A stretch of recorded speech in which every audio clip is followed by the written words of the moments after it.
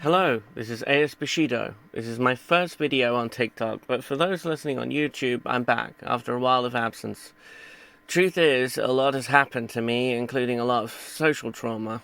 Comes with the territory when you've been through the sort of traumas I have growing up. Having to cope in a mainstream school system when you have Asperger syndrome, autism like me. In fact, I'm in the middle of getting a book published about my school life and the traumas I've been through. I actually applied for my educational record several years ago.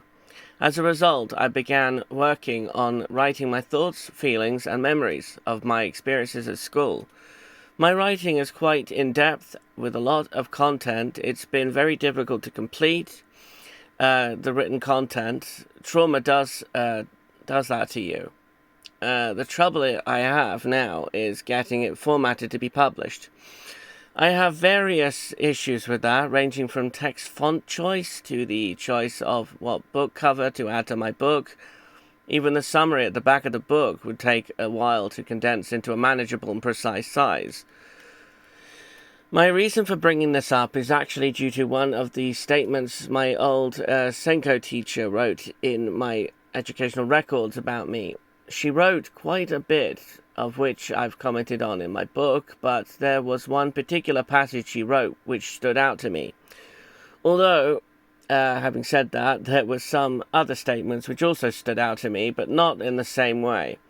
The one which I'm going to bring up now concerns my difficulty when it comes to initiating conversation. Out of all the sentences she wrote about me, this one felt quite poignant. Why? It's because it's true. Unfortunately, you see, this is a trait I've always been affected by.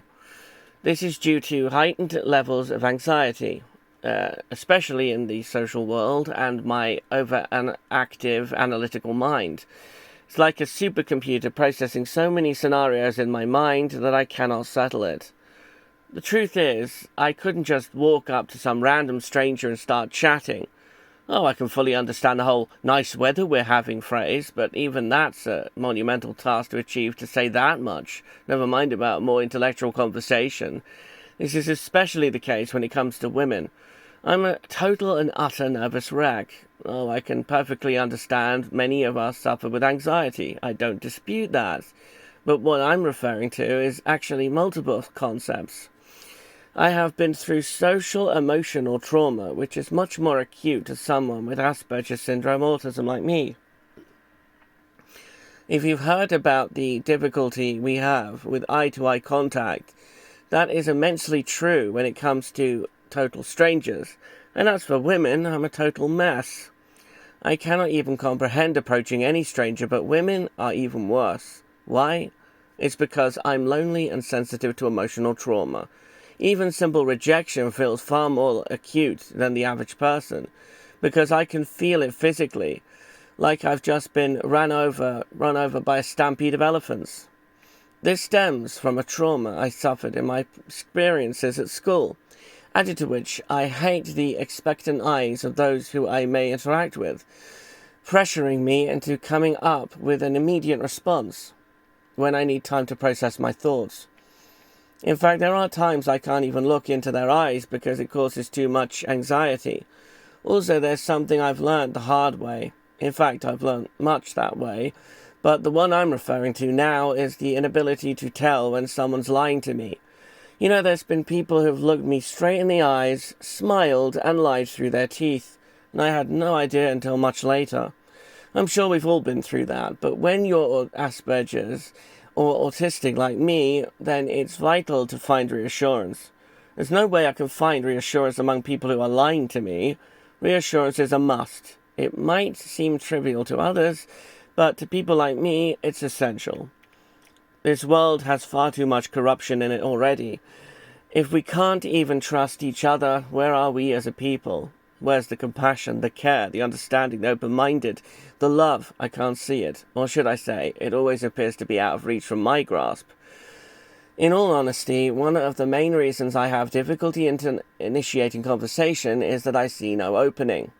You see, I'm emotionally sensitive. I'm not outgoing, I can't cope with noisy, crowded environments, nor people surrounded by groups of others. Take, for example, a woman laughing and joking with her friends.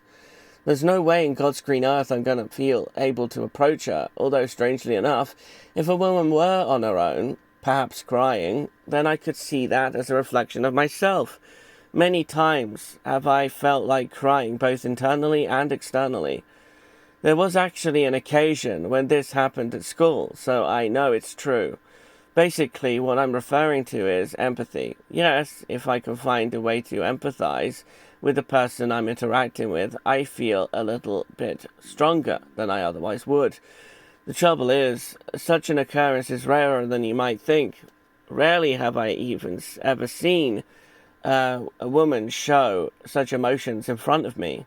In the end, I'm looking for a way to break the ice. I get the feeling many hide behind metaphorical masks, hiding their true feelings.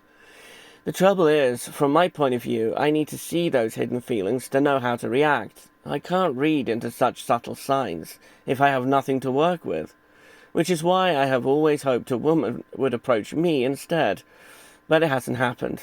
I realize to others they think men are usually the ones to approach women, but personally, I wish it were the other way around.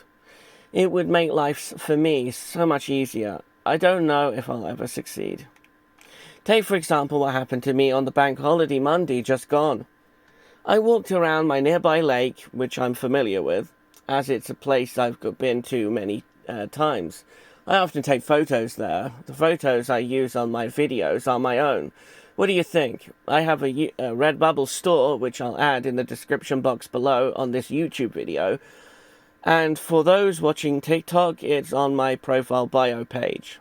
Anyway, I had my phone with me. I was listening to music, but I kept my earphone out of my ear on the off chance someone would approach me to start talking. It didn't happen. I even wore a personalized t-shirt with one of my favorite Japanese singer-songwriters, Yui, on it. My mum thought that by wearing the t-shirt, other women thought the image on my t-shirt was of my girlfriend. It's typical. I wear a t-shirt with my interests, and then there's a possibility it's misunderstood. Story of my life, that one. Anyway, I have several t-shirts based on my interests, like anime, and even poignant political activist statements, basically critical thinking. I even have a couple of silk t-shirts because of my interest in the romance of the Three Kingdoms era of Chinese history.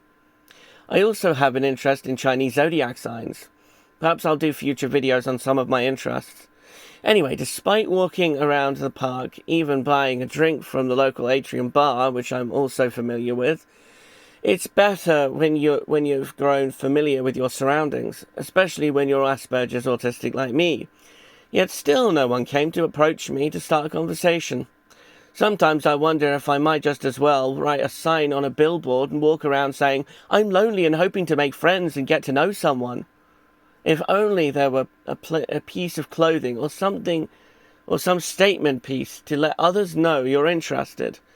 It's typical that we have wedding rings for those spoken for, but what about symbols for those still single and searching? Where are there symbols for us, eh? Anyway,